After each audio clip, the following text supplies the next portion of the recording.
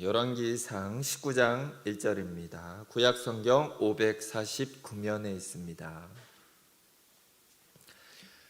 찾으셨으면 제가 먼저 1절을 봉독하도록 하겠습니다.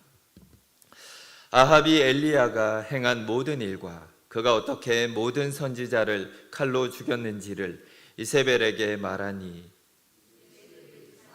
엘리야에게 보내어 이르되 내가 내일 이맘때에는 반드시 내 생명을 저 사람들 중 한 사람의 생명과 같게 하리라. 그렇게 하지 아니하면 신들이 내게 벌 위에 벌을 내림이 마땅하니라 한지라.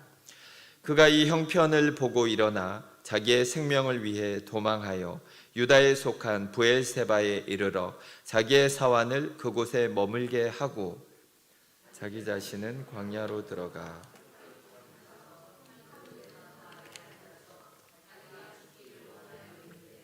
여호와여 넉넉하오니 지금 내 생명을 거두시옵소서. 나는 내 조상들보다 낫지 못하나이다 하고 로뎀나무 아래에 누워 자더니 천사가 그를 어루만지며 그에게 이르되 일어나서 먹으라 하는지라. 본즉 머리밭에 숯불에 구운 떡과 한 병 물이 있더라. 이에 먹고 마시고 다시 누웠더니 여호와의 천사가 또 다시 와서 어루만지며 이르되 일어나 먹으라. 내가 갈 길을 다 가지 못할까 하노라 하는지라.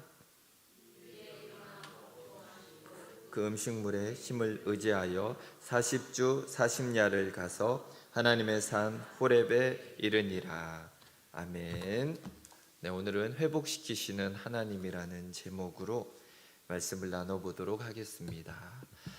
5월은 가정의 달이라고 부릅니다. 가정의 달. 그래서 어린이날도 있고 어버이날도 있고 부부의 날도 있고 별의별 날이 다 있습니다. 자, 우리 모든 성도님들도 가정을 위해서 정말 가정이 화목하고 또 행복하고 그러기 위해서 다들 희생하면서 아마 오늘 여기까지 달려오셨을 거라고 생각을 합니다. 그렇기 때문에 때로는 지쳤다라는 생각이 들 때가 있습니다. 다 내려놓고 좀 쉬고 싶다 이런 생각이 들 때가 있습니다. 생각은 드는데 막상 그렇게는 못하시죠. 어딘가 훌쩍 떠나고 싶을 때도 있으실 텐데, 기억해야 하는 것은, 우리에게 가장 중요한 것은 내가 행복해야 가정이 행복하다라는 것입니다. 내가 힘들면 가정도 결국은 힘들어질 수밖에 없다라는 것입니다. 결국은 행복한 가정을 만들기 위해서는 지쳐있는 우리 자신을 회복하고 우리 자신을 행복하게 해야 한다라는 것을 기억해야 합니다. 그래서 오늘은 슬럼프에 빠진 엘리야를 통해서 과연 우리의 삶 속에서 이런 어려움이 있을 때 어떻게 회복하고 어떻게 또한 기쁨을 우리가 찾을 수 있을까, 하나님의 지혜를 우리가 얻기를 원합니다. 오늘 말씀의 배경은 이스라엘이 남유다와 북이스라엘로 분단되어 있던 때에 일어난 일입니다. 엘리야는 북이스라엘에서 활동한 선지자입니다. 예루살렘에는 성전이 있었던 남유다와 또한 성전이 없고 금송아지를 숭배했던 북이스라엘로 나누어져 있었습니다. 금송아지를 섬기면서 이게 하나님이다라고 정말 이 금송아지를 하나님으로 대신 섬겼던 북이스라엘은 급속하게 신앙이 붕괴되고 있었습니다. 특히 오늘 나오는 이 아합과 이세벨이라는 이 왕과 왕비가 있을 때 가장 큰 위기가 이들 가운데 있었습니다. 이세벨은 시돈의 공주였습니다. 이스라엘로 시집을 올 때 혼수로 바알과 아세라 우상을 데리고 옵니다. 이세벨은 이스라엘로 오자마자 하나님의 선지자들을 다 죽여버립니다. 그리고 국교를 바알 종교로 바꿔버리는 그런 일들을 해버리는 그런 여인입니다. 남편 아합왕은 오늘 본문을 봐도 우리가 느낄 수 있는 것처럼 참으로 무능한 사람처럼 보입니다. 참 존재감이 없는 그런 모습으로 우리에게 비춰집니다. 이런 어려운 시기에 하나님은 엘리야 선지자를 사용하고 계시는 것입니다. 엘리야는 이스라엘에 3년 반 동안 비가 오지 않을 거다라고 예언을 하고 3년 반 동안 잘 숨어 있다가 아합 왕에게 나타납니다. 그리고 나서는 바알의 선지자들과 갈멜산에서 대결을 하자 이렇게 선포를 합니다. 그리고 제물들을 놓아놓고 하늘에서 불을 내리는 신이 진짜 신이다 이렇게 대결을 해서 결국은 하나님이 불을 내려주셔서 이 바알의 모든 선지자들을 죽이는 그런 일을 하게 됩니다. 그리고 엘리야가 산 정상에서 하나님께 기도하자 3년 6개월 동안 비가 오지 않았지만 큰 비가 내리면서 가뭄이 해결되는 것을 보게 됩니다. 이 일이 있고 나서 이제 오늘 본문으로 넘어오는 것입니다. 이 큰 기적이 일어난 다음에 나라가 어떻게 변했을까? 우리는 한번 생각해 볼 필요가 있습니다. 자, 하나님이 진짜 신이다. 뭔가 이런 게 입증됐는데, 그리고 바알의 선지자를 다 죽였는데, 그러면 뭔가 이스라엘에 어마어마한 일이 일어날 것 같은데, 재밌는 것은 변한 게 하나도 없다라는 것입니다. 1절을 보시면은 아합이 갈멜산에서 벌어진 일을 아내에게 종알종알 일러 바치는 것이 나옵니다. 이 얘기를 듣고 이세벨은 노기가 등등해서 엘리야에게 사신을 보냅니다. 내가 내일 이맘때에는 반드시 내 생명을 저 사람들 중 한 사람의 생명과 같게 하리라. 자, 왕궁에서 열심히 키워낸 바알의 제사장들이 다 죽었다라는 소식을 듣고 악에 바친 이세벨은 내일 엘리야를 잡아 죽이겠다라고 지금 선포를 하는 것입니다.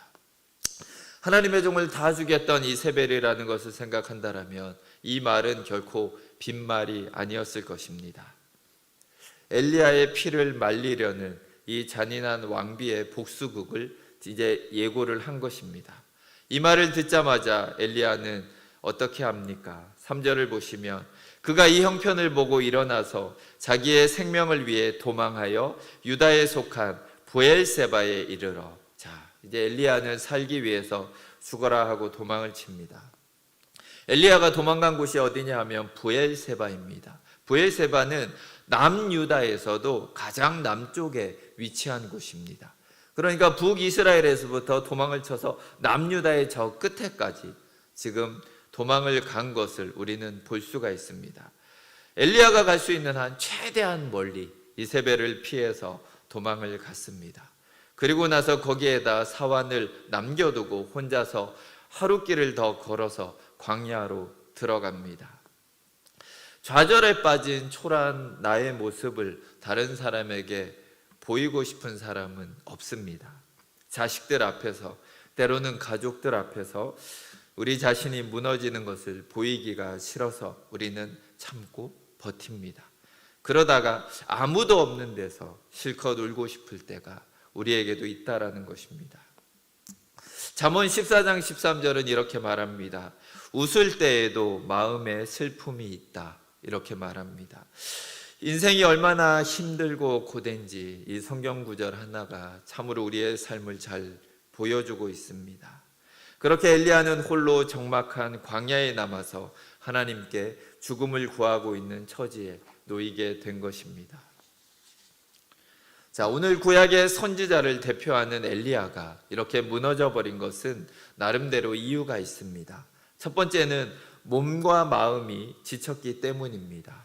우리도 마찬가지입니다. 우리가 지치는 이유를 살펴보면은 어떤 문제와 싸우면서 오랫동안 버텨올 때 이렇게 지치고 힘들어진다라는 것입니다.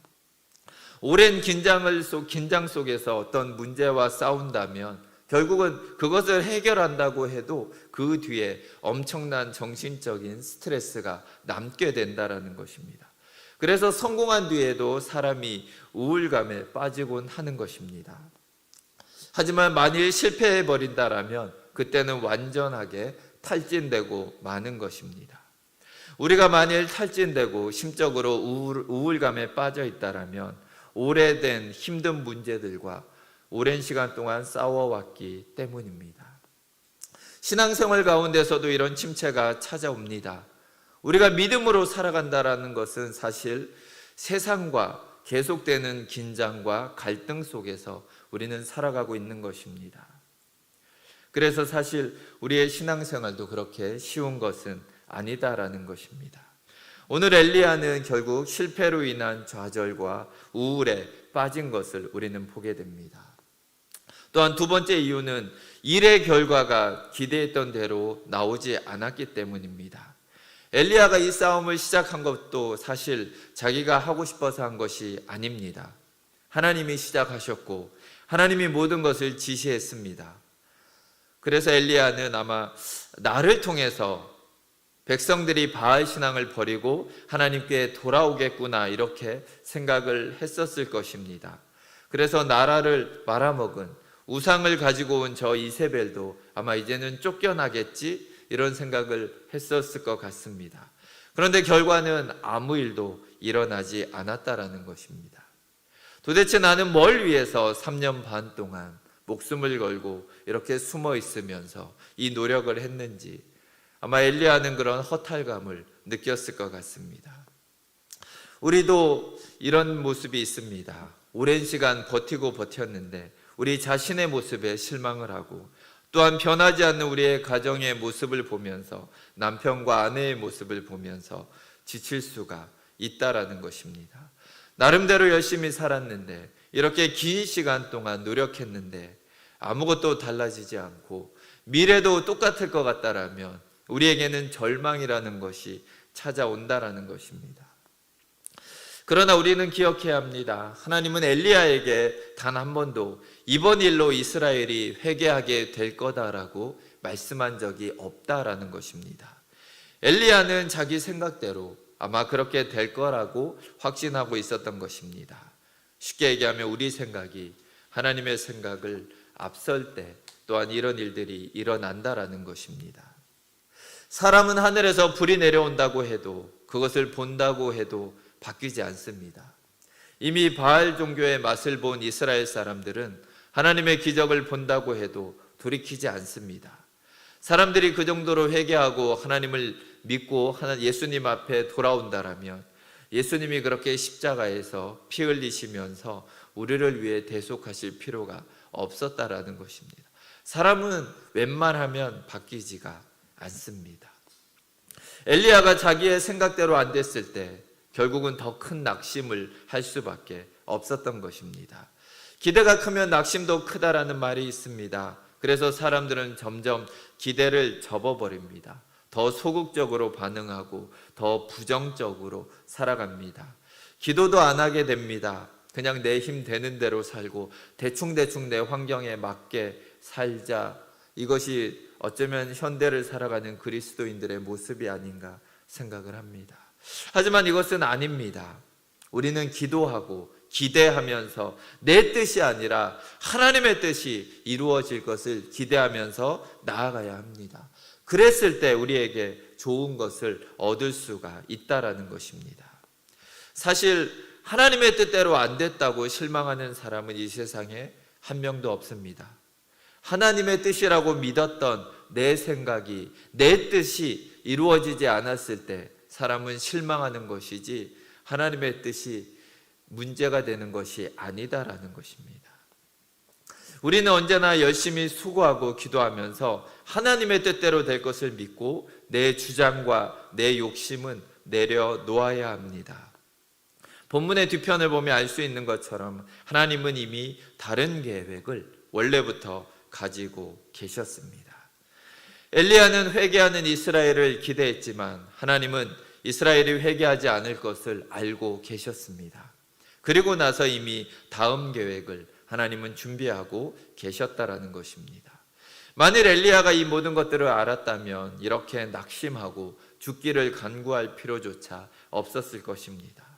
그래서 우리도 기대한 대로 되지 않는다고 해서 낙담하지 않기를 주의 이름으로 축원드립니다. 우리는 주님의 뜻을 살피고 하루하루 그 하나님의 뜻에 순종하며 사는 것, 그 자체가 영광이라는 것을 우리는 기억해야 합니다. 자, 그럼 우리는 이제 하나님이 어떻게 엘리야를 회복시키시는가 이 과정을 살펴볼 필요가 있습니다. 먼저 우리가 회복하기 위해서는 다시금 하나님께로 나아가야 한다라는 것을 엘리야는 우리에게 보여주고 있습니다. 4절을 보시면 한 로뎀나무 아래에 앉아서 자기가 죽기를 원하여 이르되 여호와여 넉넉하오니 지금 내 생명을 거두시옵소서. 자, 엘리야는 모든 것을 버리고 도망을 쳤습니다. 그런데 다시금 하나님께로 다가가서 죽기를 구하고 있습니다. 모든 것이 실패한 것 같지만 우리가 결국은 하나님을 떠나지 않는다라면 그곳에는 회복이 있습니다. 쉼을 얻을 수 있는 방법을 예수님은 말씀하셨습니다. 수고하고 무거운 짐진 자여 다 내게로 오라. 내가 너희를 쉬게 하리라. 인생이 힘들다, 지친다 이런 생각이 들 때 이것을 쉴 수 있는 방법은 예수님께 나아가는 것입니다. 하루의 일과 중에도 정신적으로, 육체적으로 우리가 지칠 때 결국 짧은 시간이라도 예수님께 나아가면 우리가 주님이 주시는 안식을 얻을 수가 있습니다. 그래서 꾸준히 하나님과의 관계, 예수님과의 관계를 만들기 위해서 우리는 어떻게든지 노력을 해야 합니다. 예배에 참석하는 것도 좋고, 짧은 시간이지만 기도를 하는 것도 좋고, 찬양을 부르는 것도, 또한 찬양을 듣는 것도 우리를 회복하는데 큰 역할들을 한다라는 것입니다. 자, 그리고 또 중요한 것은 예수님은 나의 멍에를 메고 내게 배우라. 그리하면 너희 마음이 쉼을 얻으리라. 이렇게 말씀을 하십니다. 소가 멍에를 메고 일을 하는데 멍에를 2개를 메고는 소가 일을 할 수 없다라는 것을 우리는 기억해야 합니다. 예수님의 멍에를 메고 우리가 주님을 따라가야 하는데 주님을 따르려고 하면서도 우리는 자꾸 세상의 멍에를 동시에 짊어지고 가려고 한다라는 것입니다. 그래서 우리가 주님이 나를 따르라고 하신 그 말씀에 순종하면서 정말 나를 내려놓을 때 우리는 세상의 멍에를 내려놓고 주님의 멍에만을 메고 나아갈 수 있는 것입니다. 결국 이 회복이라는 것은 하나님으로부터 시작됨을 믿고 힘든 걸음일지라도 한 걸음씩 더 주님께 가까이 가는 우리 성도님들이 되시길 주님의 이름으로 축원드립니다.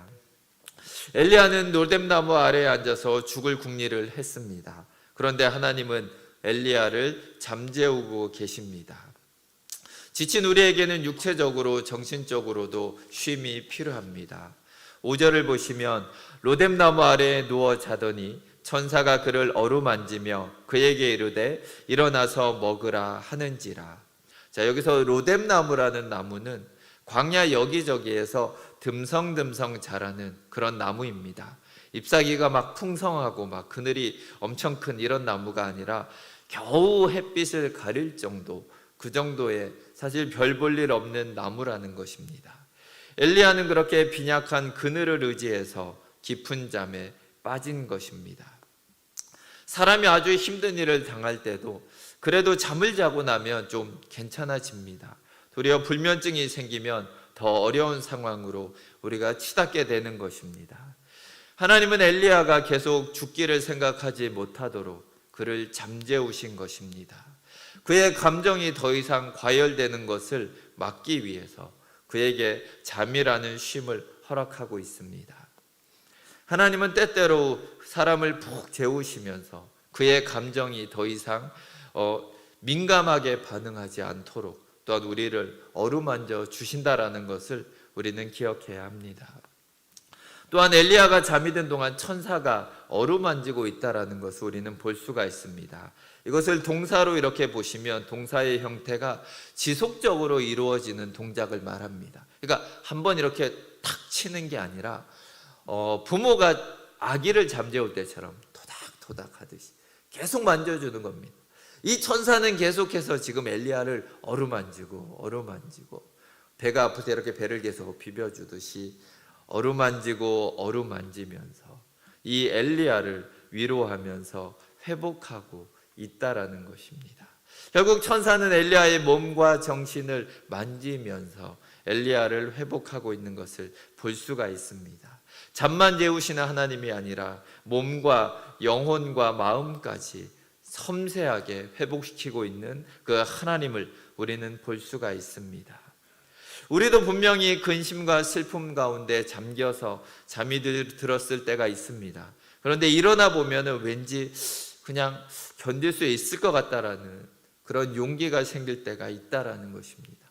그래서 또 하루를 견디며 하루를 살아갈 수 있는 것.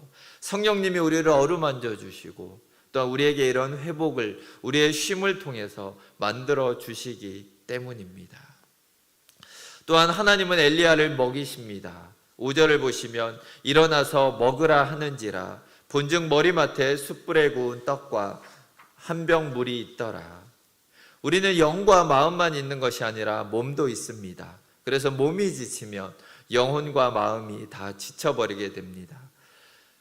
음식은 우리에게 에너지만 주는 것이 아니라 마음의 위안을 우리에게 준다라는 것입니다. 아무것도 없는 사막에서 정말 모든 것을 포기하고 눈을 떴는데 머리맡에 구운 떡과 물 한 병이 있었습니다.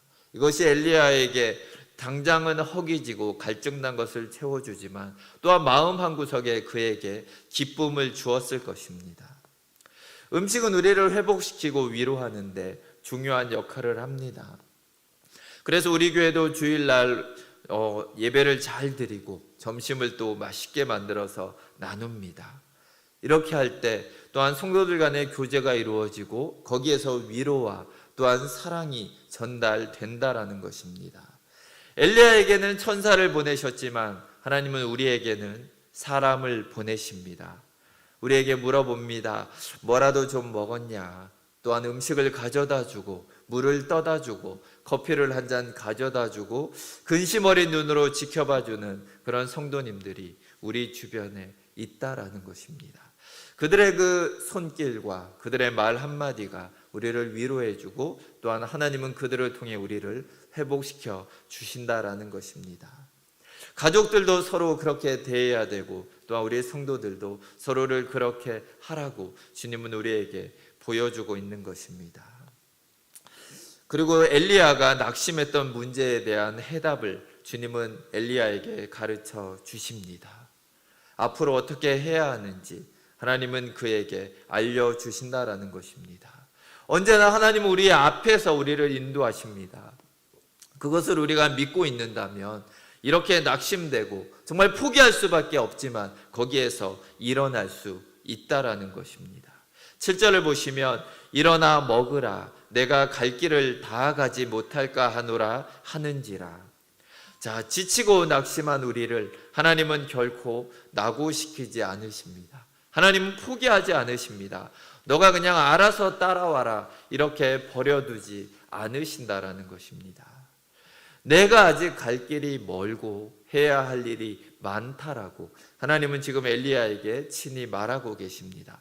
떡 먹고 물 마시고 다시금 나와 함께 가자라고 하나님은 지금 손을 내밀고 있는 것입니다. 그곳은 모세가 하나님께 십계명을 받았던 시내산입니다. 다른 말로는 호렙산이라고 불리는 곳입니다. 8절을 보시면 이에 일어나 먹고 마시고 그 음식물의 힘을 의지하여 40주 40야를 가서 하나님의 산 호렙에 이르니라.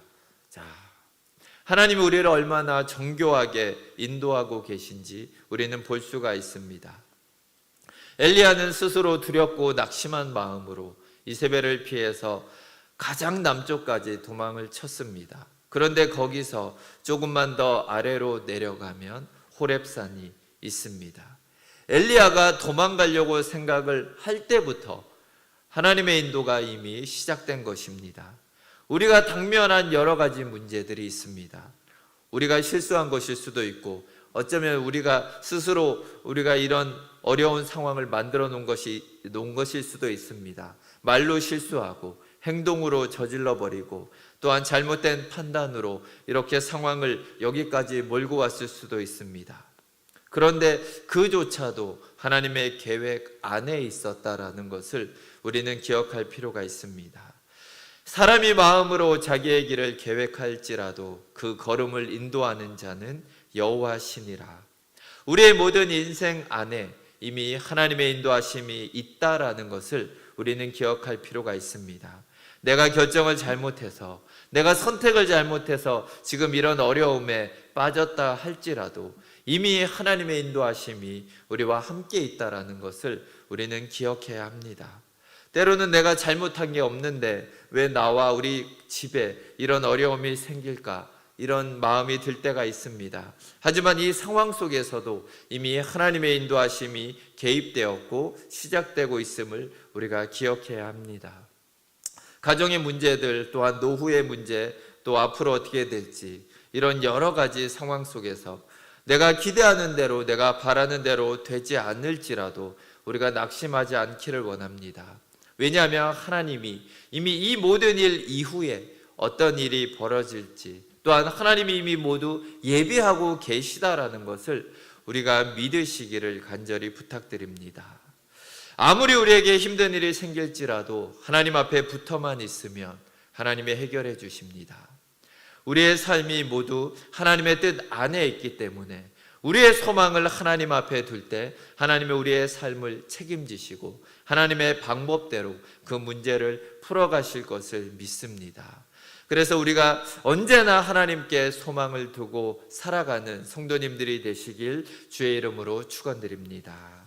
함께 기도하겠습니다. 하나님 아버지, 감사합니다. 살아가다 보면 낙심될 때가 있습니다. 나름대로 열심히 살아가는데 나름대로 최선을 다했다라고 우리가 생각되지만 정말 환경은 바뀌지 않고 더 절망적인 상황으로 정말 우리가 치달을 때가 있습니다. 하나님, 하지만 그때에도 우리가 주님을 찾아 나가게 하여 주시옵소서. 하나님만이 우리의 출구가 되어 주시고 하나님만이 우리의 도움이 되어 주십니다. 하나님, 오늘도 이 자리에 있는 우리 성도님들 가운데 이렇게 낙심되고 힘들어하는 성도님들이 있다면 하나님 친히 찾아가 주시고 어루만져 주시고 하나님이 회복시켜 주시옵소서. 다시금 일어날 힘을 주시고 영혼의 양식을 허락하여 주셔서 하나님 다시금 소망을 붙들고 하나님과 함께 일어나서 하나님이 주신 그 사명을 잘 감당하는 우리 귀한 성도님들 되게 하여 주시옵소서. 감사드리며 예수 그리스도 이름으로 기도드립니다. 아멘.